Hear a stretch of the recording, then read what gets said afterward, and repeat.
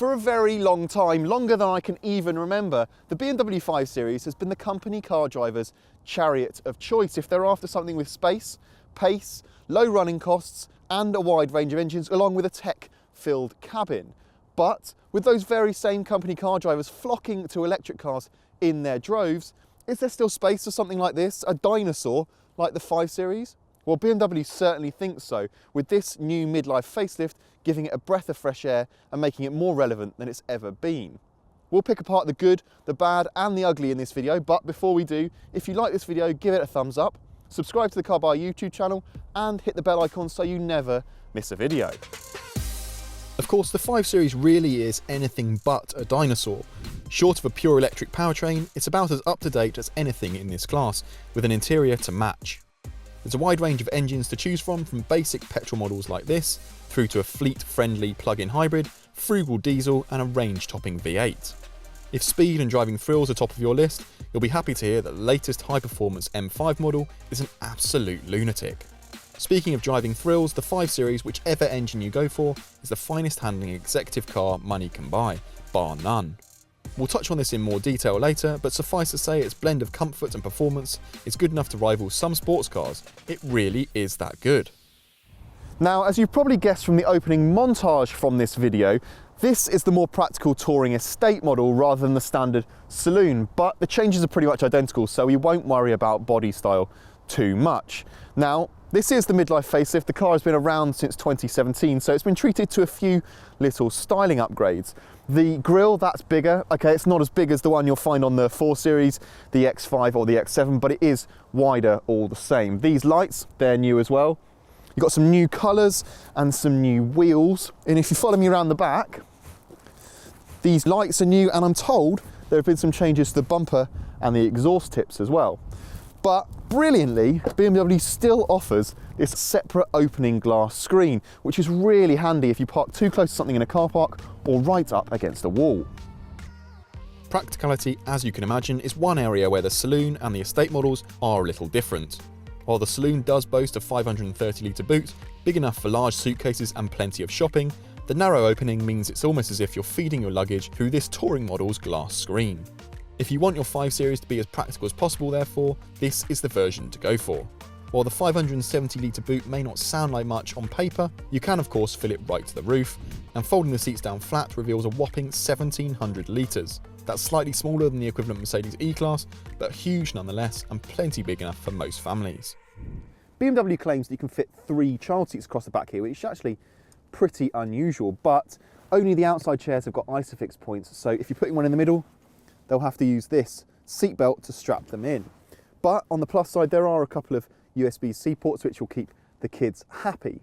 Now, it doesn't matter whether you go for the saloon or the estate, there's plenty of leg and headroom for adults, even with this car's panoramic roof. Now, the one thing that is worth mentioning, this transmission tunnel means that sitting in the middle seat is a little bit more challenging with nowhere really to put your feet.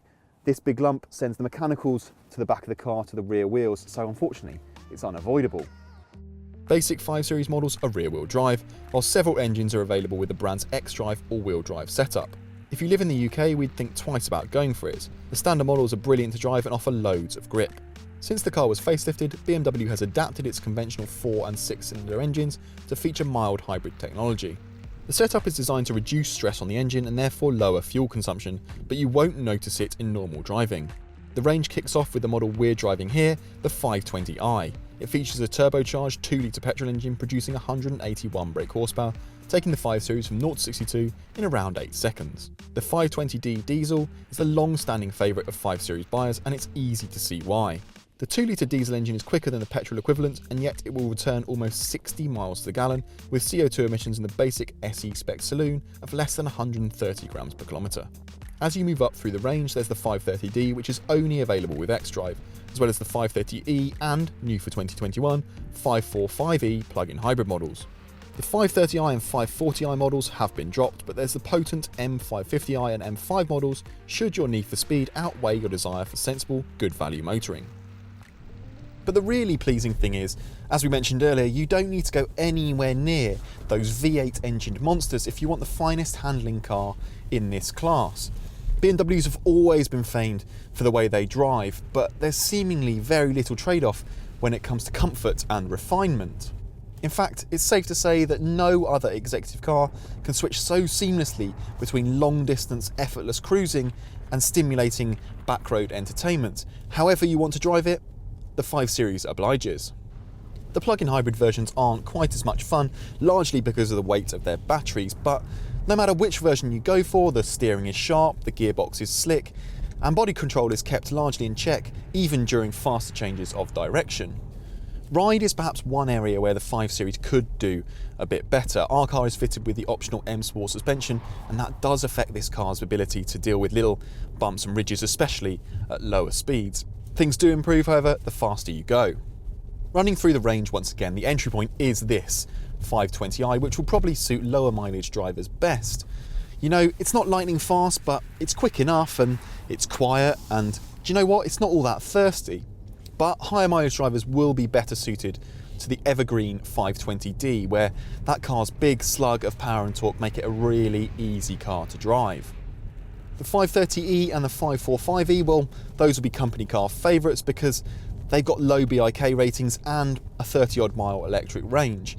The M550i and the M5, well, those are unashamedly aimed at the speed freaks, the fastest of which will do 0 to 62 miles an hour in less than 4 seconds.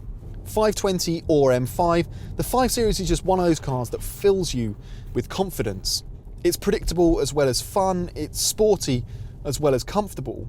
Whichever way you look at it and whatever is important to you, the 5 Series stays true to BMW's motto of being the ultimate driving machine. It's true, if you go for the very cheapest 520i and SE spec with not a single option box ticked, you can buy a 5 Series for less than £40,000, but you'll need to avoid the fancy colours, bigger wheels and chunky option packs. The reality is you'll be paying higher rate road tax whichever version you go for. While SE has been dropped on other BMW model lines, it's still available on the 5 Series. These cars get the 12.3-inch infotainment system lifted from the X5 SUV, as well as a set of fully digital dials. Okay, so this might not be the entry-level version, but you get this dashboard design no matter which version of the 5 Series you go for. It's perhaps a little conventional in the way it's laid out, but that's no bad thing. The infotainment system, that's easy to use, and the dials, they're really crystal clear. It all feels very familiar even if you're not used to driving BMWs. And quality? No complaints in that department either. DAB radio, leather seats and cruise control are all included, as are alloy wheels, ambient lighting, LED headlights and heated front seats. BMW also fits its connected drive package to all 5 Series models, featuring eCall, which automatically contacts the emergency services if the airbags deploy in a collision. Upgrading to M Sport trim like we have on our car adds larger alloy wheels, M details on the upgraded interior and more muscular styling. An M Sport Edition trim was added as part of the midlife refresh too, adding 20-inch wheels, adaptive LED headlights, black exterior trim, red brake calipers and rear tinted glass. Of course, there are plenty of options, many of which are bundled together in packs. Our car, for example, has the visibility pack with those adaptive LED lights and high beam assistant, as well as the technology pack with a Harman Kardon stereo, head-up display, wireless phone charging and a Wi-Fi hotspot. These cars, along with a few other choice bits like the panoramic roof and the piano black trim, add almost £9,000 to our car's already punchy list price. Anyway, that's enough on specs. What are the deal makers and deal breakers you need to consider if you're looking at a BMW 5 Series? The latest 5 Series looks and feels great inside the cabin, with loads of tech and luxury features. The 5 Series retains its title as the best car in its class to drive. The saloon offers a big boot, but if it's a practical family car you're after, it can't match this touring estate, complete with opening rear screen. You can spec a 5 Series for under £40,000, but very few people will, so most cars will be subject to high tax bills. Beware of the big wheels, they look fantastic but don't make the car any more comfortable. Still, refinement is good, especially on the petrol and hybrid models. The BMW 5 Series, whether it's as a saloon or a more practical touring estate option like this, really is one of the most complete cars money can buy.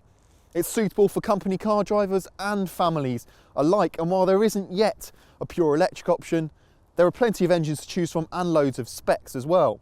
Now, while I'm reluctant to use the term all the car you could ever need, with the 5 Series, that statement really does ring true. If you found this video useful, then why not watch our Mercedes E-Class review and our Executive Saloon Cars playlist. Let us know your thoughts in the comment section below, and as always, thanks for watching.